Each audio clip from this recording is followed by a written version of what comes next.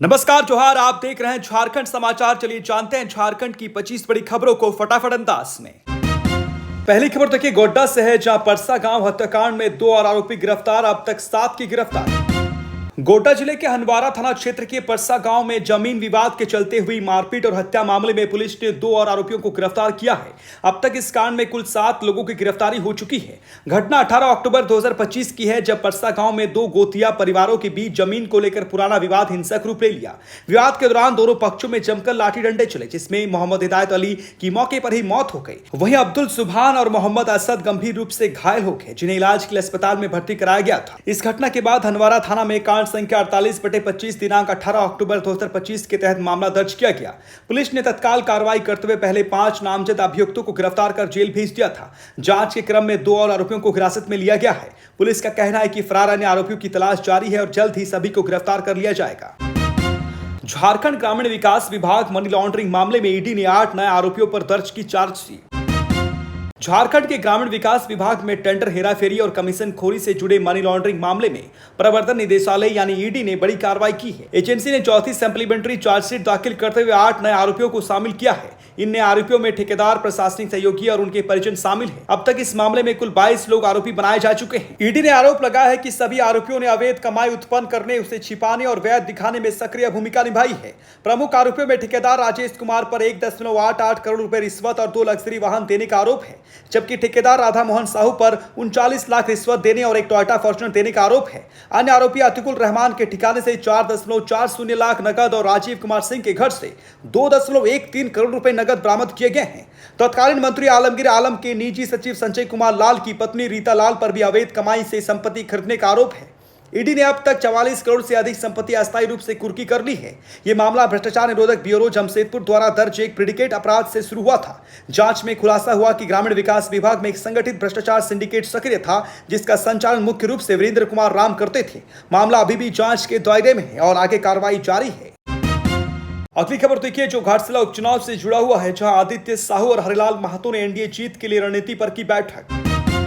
घाटशिला उपचुनाव को लेकर राजनीतिक गतिविधियां तेज हो गई हैं। राज्यसभा सांसद और झारखंड भाजपा के प्रदेश कार्यकारी अध्यक्ष आदित्य साहू शुक्रवार को चांडिल के चिलगू स्थित आजसू पार्टी के प्रधान कार्यालय पहुंचे। उनका स्वागत आजसू के केंद्र महासचिव हरिलाल महतो ने गर्मजोशी से किया। बैठक में दोनों नेताओं ने घाटशिला उपचुनाव की रणनीति पर विस्तार से चर्चा की। एनडीए प्रत्याशी बबलाल सोरेन की जीत सुनिश्चित करने के लिए गठबंधन की संयुक्त रणनीति तय की गई। आदित्य साहू ने हरिलाल महतो को कई दिशा निर्देश दिए और गठबंधन की मजबूती पर जोर दिया। इस अवसर पर हरिलाल महतो ने घाटशिला विधानसभा क्षेत्र की वर्तमान राजनीतिक स्थिति के बारे में सांसद साहू को जानकारी दी। आदित्य साहू ने कहा कि राज्य सरकार की नाकामियों और भ्रष्टाचार से जनता त्रस्त है और घाटशिला की जनता आगामी उपचुनाव में निर्णायक भूमिका निभाएगी। हरिलाल महतो ने कहा कि हेमंत सरकार ने बेरोजगारी, शिक्षा और स्वास्थ्य जैसे महत्वपूर्ण क्षेत्रों में जनता की अपेक्षाओं को नजरअंदाज किया है। उनका दावा है कि घाटशिला की जनता आगामी चुनाव में हेमंत सरकार को करारा जवाब देगी और एनडीए उम्मीदवार को विजयी बनाएगी। इस बैठक में भाजपा और आजसू के कई कार्यकर्ता भी उपस्थित थे, जिससे दोनों दलों के बीच सहयोग और रणनीति की दिशा स्पष्ट हुई है। अगली खबर देखिए जो थैलेसीमिया पीड़ित 5 बच्चे HIV positive, CM Hemant Soren ने दिए कड़ी कार्रवाई के आदेश। झारखंड के चाईबासा से एक बेहद गंभीर मामला सामने आया है। यहां थैलेसीमिया से पीड़ित बच्चों को संक्रमित खून चढ़ाए जाने के बाद 5 बच्चों की एचआईवी रिपोर्ट पॉजिटिव आई है। घटना सामने आने के बाद पूरे राज्य में हड़कंप मच गया है। मुख्यमंत्री हेमंत सोरेन ने इसे अत्यंत पीड़ादायक बताया है और त्वरित कार्रवाई के आदेश दिए हैं। सीएम ने पश्चिमी सिंहभूम के सिविल सर्जन सहित संबंधित अधिकारियों को निलंबित कर दिया है। सरकार ने सभी पीड़ित परिवारों को 2-2 लाख रुपए की आर्थिक सहायता देने और बच्चों के मुफ्त इलाज की घोषणा की है। साथ ही राज्य के सभी ब्लड बैंकों का ऑडिट 5 दिनों में पूरा करने का निर्देश दिया गया है। स्वास्थ्य मंत्री इरफान अंसारी को भी इस मामले की मॉनिटरिंग करने को कहा गया है। जानकारी के अनुसार यह मामला 13 सितंबर को सामने आया था और 18 अक्टूबर को जांच में पुष्टि हुई। हाईकोर्ट ने भी स्वतः संज्ञान लेते हुए जांच के आदेश दिए हैं। एमजी मेडिकल कॉलेज के पूर्व प्रोफेसर डॉक्टर निर्मल कुमार ने कहा कि यदि बच्चों को नियमित एंटी रेट्रोवायरल इलाज और पौष्टिक आहार मिलते रहे तो वे सामान्य जीवन जी सकते हैं। इस घटना के बाद मरीजों और परिजनों में भय और गुस्से का माहौल है। अगली खबर देखिए हुसैनाबाद में, जहां दर्दनाक हादसा, सोन नदी में नहाने गए 3 युवक डूबे, इलाके में छाया मातम। पलामू जिले के हुसैनाबाद थाना क्षेत्र से एक दर्दनाक हादसे की खबर सामने आई है। खरना के दिन रविवार को सोन नदी में नहाने गए 3 युवक गहरे पानी में डूब गए। यह हादसा पोखरा गांव के पास हुआ है। डूबने वालों की पहचान अंकुश पासवान 22 वर्षीय निवासी शेरघाटी बिहार आदर्श और चंद्रवंशी निवासी टावा नवीन नगर बिहार और रजनीश चंद्रवंशी निवासी पोखराई गांव के रूप में की गई है। प्रत्यक्षदर्शियों के मुताबिक तीनों युवक नहाने के दौरान अचानक गहरे पानी में चले गए और कुछ ही क्षणों में नजरों से ओझल हो गए। आसपास मौजूद ग्रामीणों ने शोर मचाया और स्थानीय गोताखोरों की मदद से खोजबीन शुरू की, लेकिन देर शाम तक किसी का भी पता नहीं चल सका था। घटना की सूचना मिलते ही दंगवार ओपी प्रभारी सोनू कुमार पुलिस बल के साथ मौके पर पहुंचे और राहत बचाव अभियान का निरीक्षण किया। पुलिस ने एनडीआरएफ टीम को भी सूचना दी है। इस हादसे से पूरे क्षेत्र में शोक की लहर है। पोखराई गांव में मातम पसर गया है और परिजनों का रो रो कर बुरा हाल है। अगली खबर देखिए, चाचा गांव के पास नाले किनारे रतन स्वाई का शव बरामद, पुलिस जांच में जुटी। पश्चिमी सिंहभूम जिले के पांड्रासाली ओपी क्षेत्र से एक सनसनीखेज मामला सामने आया है। रविवार को चाचा गांव के पास नाले किनारे एक व्यक्ति का शव बरामद किया गया है। मृतक की पहचान पोटोबड़ा गांव निवासी 45 वर्षीय रतन सवाई के रूप में की गई है। शव मिलने की खबर फैलते ही क्षेत्र में हड़कंप मच गया है। परिजनों के अनुसार शनिवार शाम को दो अज्ञात युवक रतन सवाई से मिलने घर आए थे। तीनों ने साथ में खाना खाया और फिर शराब पीने के बहाने घर से बाहर निकल गए। देर रात तक रतन वापस नहीं लौटा तो परिवार ने उसकी खोजबीन शुरू की।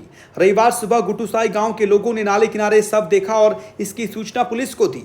सूचना मिलते ही पांड्रासाली ओपी प्रभारी मृणाल कुमार और आमदा ओपी प्रभारी रमन कुमार विश्वकर्मा दल बल के साथ मौके पर पहुंचे। जांच में मृतक के सिर पर चोट और गले में बेल्ट से दबाने के निशान मिले हैं। आसपास से चश्मा, लाल चप्पल और कुछ दूरी पर पैंट भी बरामद हुई है। पुलिस ने शव को पोस्टमार्टम के लिए चाईबासा सदर अस्पताल भेज दिया है और मामले की जांच शुरू करती है। अधिकारियों ने जल्द ही आरोपियों की गिरफ्तारी का भरोसा दिया है।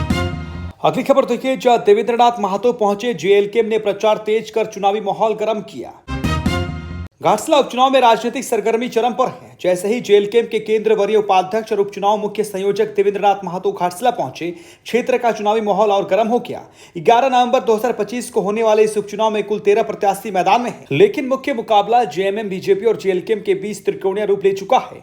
जेएलके ने अपने प्रचार अभियान को पूरी ताकत से तेज कर दिया है। देवेंद्रनाथ महतो लगातार क्षेत्र में रहकर पार्टी की जीत की रणनीति तैयार कर रहे हैं। प्रचार के दौरान उन्होंने कहा कि घाटशिला विधानसभा क्षेत्र में दवाई, कमाई और पढ़ाई की स्थिति बदहाल है और जनता भ्रष्टाचार, अपराध और अफसरशाही से त्रस्त है। उन्होंने लोगों से अपील की कि 11 नवंबर को जेएलके के पक्ष में मतदान कर बदलाव लाया जाए। महतो ने यह भी भरोसा दिया कि 14 नवंबर को जेएलके प्रत्याशी रामदास मुर्मू की जीत के बाद क्षेत्र के ब्लॉक, अस्पताल, स्कूल और थानों को मजबूत किया जाएगा और स्थानीय युवाओं को रोजगार के अवसर मिलेंगे। प्रचार अभियान के तहत कालचिती, रघुनाथपुरी, नरसिंहगढ़, तिलोबोनी, बधवा समेत कई गांव में जनसंपर्क किया गया। इस मौके पर रामदास मुर्मू, फणिभूषण महतो, भागीरथ हंसदा, विद्यापति महतो सहित सैकड़ों ग्रामीण उपस्थित रहे और मतदान की अपील सुनी। अगली खबर देखिए, जहां चैनपुर हत्या का पुलिस ने किया खुलासा, 3 अपराधी गिरफ्तार। पलामू जिले में हुए सनसनीखेज हत्याकांड का पुलिस ने सफलतापूर्वक खुलासा कर दिया है। चैनपुर थाना क्षेत्र में 19 अक्टूबर 2025 को हुई हत्या के मामले में पुलिस ने 3 आरोपियों इजहार खान, अफरोज अंसारी और मुबासिर अंसारी को गिरफ्तार किया है। इस दौरान आरोपियों के पास से एक देसी कट्टा, एक देसी पिस्तौल, 3 जिंदा कारतूस, एक डिस्कवर मोटरसाइकिल और एक मोबाइल फोन भी बरामद किया गया है। घटना की जानकारी के अनुसार चैनपुर बाजार निवासी हसन अली को अज्ञात अपराधियों ने गोली मारकर हत्या कर दी थी। इस मामले की गंभीरता को देखते हुए पुलिस अधीक्षक रेशमा रमेश्वर के निर्देश पर एक विशेष टीम का गठन किया गया था। पुलिस टीम ने तकनीकी साक्ष्यों और गुप्त सूचना के आधार पर लगातार छापेमारी करते हुए आरोपियों को धर दबोचा। प्रारंभिक जांच में हत्या की वजह पुरानी आपसी रंजिश बताई जा रही है। गिरफ्तार आरोपियों के खिलाफ पहले से कई आपराधिक मामले दर्ज हैं, जिनमें लूट और हथियार अधिनियम के तहत केस शामिल है। एसपी रेशमा रमेश्वर ने बताया कि यह हत्याकांड पुलिस टीम के संयुक्त प्रयास और सतत मेहनत का परिणाम है। चैनपुर थाना प्रभारी श्रीराम शर्मा के नेतृत्व में गठित टीम ने मामले का सफलतापूर्वक खुलासा कर न्याय सुनिश्चित किया। अगली खबर देखिए, जो सरायकला में ग्रामीणों का फूटा गुस्सा, गौ तस्करी के स्कॉर्पियो वाहन को आग के हवाले किया।